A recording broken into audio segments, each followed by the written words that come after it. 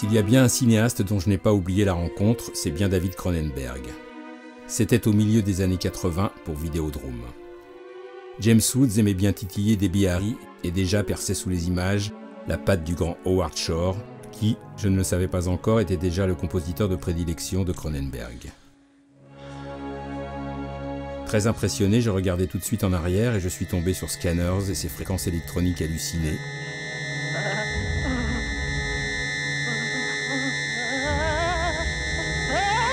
Sans oublier ce thème inoubliable qui m'a longtemps hanté, surtout sur cette séquence de dingue.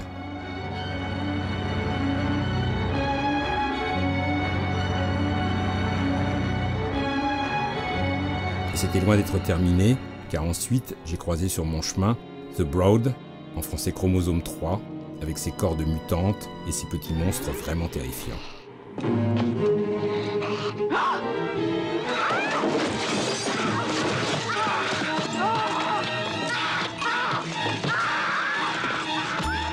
Et puis d'un seul coup, ça s'est calmé, car je suis passé à After Hours de Scorsese que Cronenberg avait présenté à son ami Howard.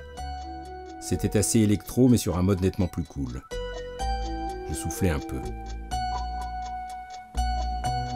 Beaucoup plus tard d'ailleurs, j'ai retrouvé Howard Shore aux côtés de Martin Scorsese et surtout de Leonardo DiCaprio. Une première fois dans Gangs of New York, où Leonardo maniait le couteau avec dextérité sur un thème menaçant, comme Shore en avait le secret.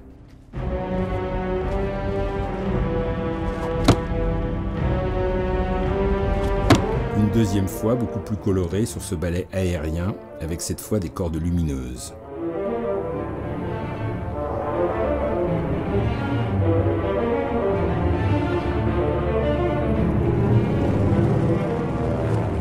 Et puis encore dans Les Infiltrés, où DiCaprio fouillait dans les papiers de Mark Wahlberg, au son discret d'une guitare toujours agrémentée de cordes.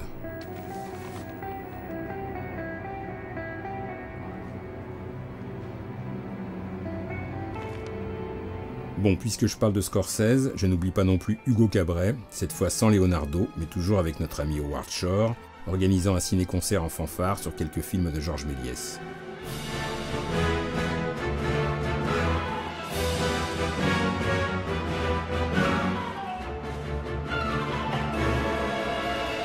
Alors évidemment, ça m'a fait penser, et à vous aussi sûrement, que Howard Shore était également le compositeur du Seigneur des Anneaux, où j'aimais surtout son usage de la voix, enfantine mais néanmoins inquiétante, surtout pour le pauvre Gandalf.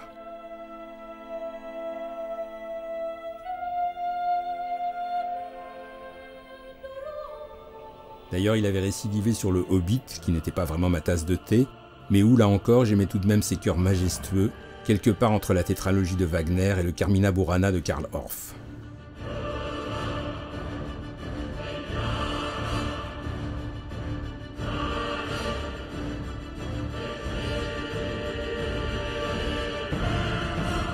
Dans le genre, si on veut, il y avait aussi Twilight, le troisième du nom, avec ce thème violent, quasi dissonant, qui poussait au crime un groupe de vampires plutôt sexy.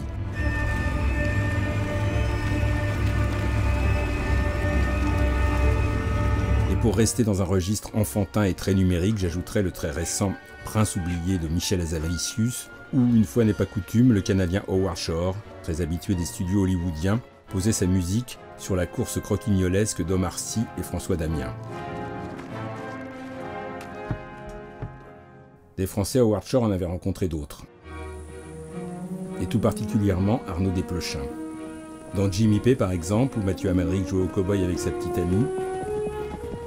Mais surtout dans Esther Khan, où cette scène finale dans laquelle les sortilèges d'Howard Shore prenaient le relais sur une scène de théâtre m'avait littéralement hypnotisé. Je m'en souviens encore.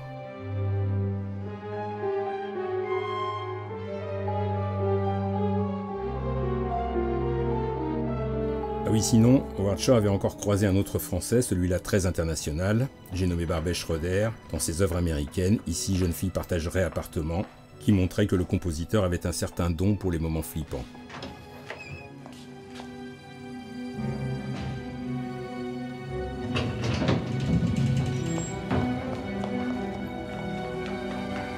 D'ailleurs, des moments flippants, il en avait croisé pas mal chez David Fincher, surtout dans Panic Room, où la musique, telle une sombre rumeur, avait largement contribué à mon angoisse.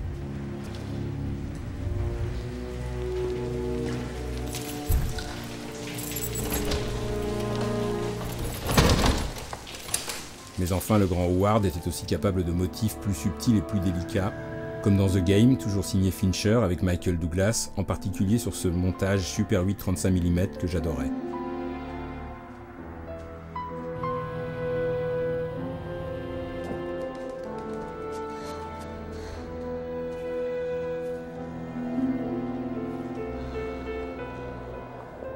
Et puis bien sûr, Fincher et Shore avaient signé ensemble ce film qui avait marqué bien des esprits, dont le mien, Seven, dans lequel j'aimais notamment cette étude en rouge où l'on entrevoyait Brad Pitt et Morgan Freeman.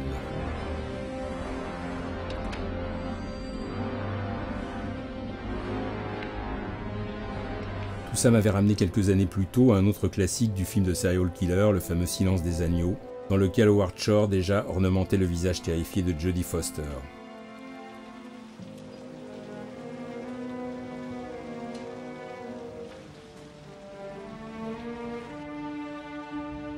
Ce qui m'avait immédiatement fait penser à un autre visage marquant, celui de Faye Dunaway dans The Yard de James Gray, avec ce genre d'unisson lyrique dont Howard Shore avait le secret.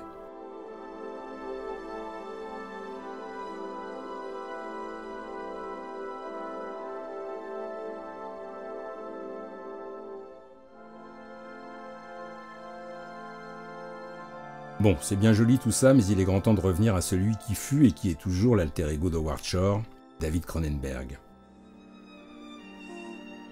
Pourquoi pas avec un autre visage de femme, celui de Naomi Watts, en pleurs, sur un thème au charme discret venu d'Europe centrale, dans Les Promesses de l'ombre.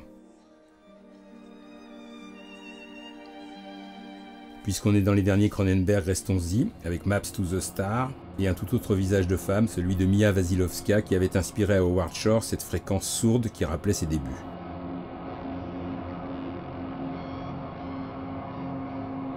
Tout comme d'ailleurs dans Cosmopolis, où Robert Pattinson, terré dans sa voiture, accompagnait le retour momentané d'Howard Shore à l'électronique, avec la complicité du groupe canadien Matrix.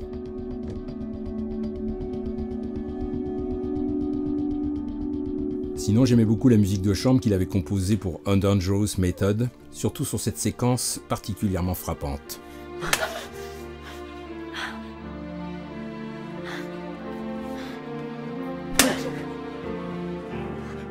Mais ce que j'aimais encore plus, c'était cette autre grande scène d'amour vache dans History of Violence, habitée par ce thème souterrainement douloureux, toujours signé Howard Shore.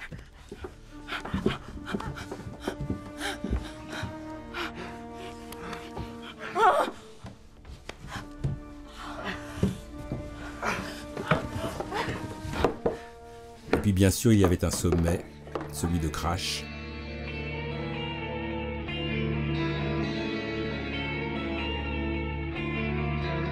Avec cette musique à la froideur incandescente, à base de guitare électrique et de harpe envoûtante. Sans oublier quelques cordes malades pour fêter les retrouvailles de James Spader et de Deborah Unger.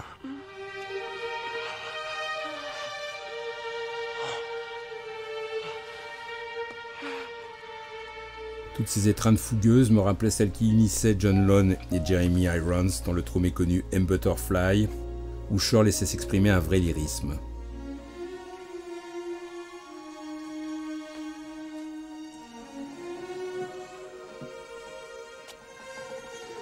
De fil en aiguille, Jeremy Irons m'avait ramené au générique de Faux Semblants, pour lequel Howard Shore avait écrit, avec le raffinement qui le caractérise, un de ses plus beaux thèmes.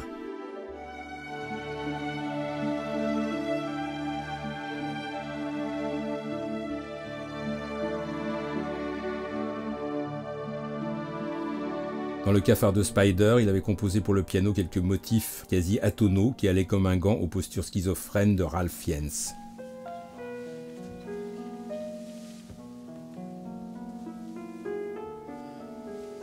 Mais dans Existence, la violence explosive reprenait le dessus.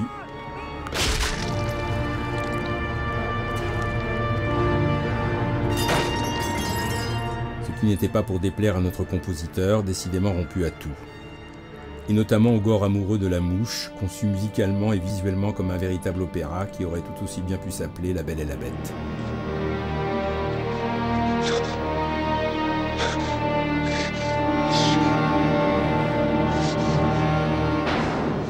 Mon petit voyage au pays de Shore et Cronenberg s'achevait forcément sur ma musique favorite, celle du Festin nu, Ou dès le générique, l'immense Ornette Coleman promenait ses sonorités subtiles et déchirées sur un tapis de cordes sombre et moelleux à souhait.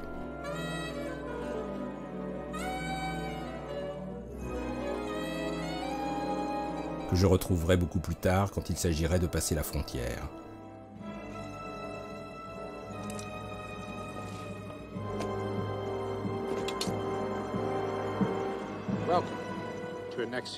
Et j'avais décidé de rester là, quand m'est revenu ce visage, cette musique. Et oui, c'était Lisa Marie, alias Elvira dans Ed Wood. Musique Howard Shore, et non pas Danny Elfman comme à l'habitude.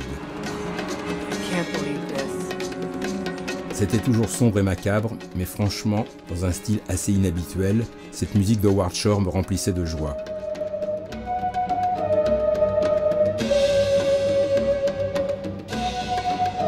Ce son de Theremin étrangement allègre m'attirait irrésistiblement. Je n'avais plus qu'une chose à faire, suivre une dernière fois Howard Shore jusqu'au bout de la nuit.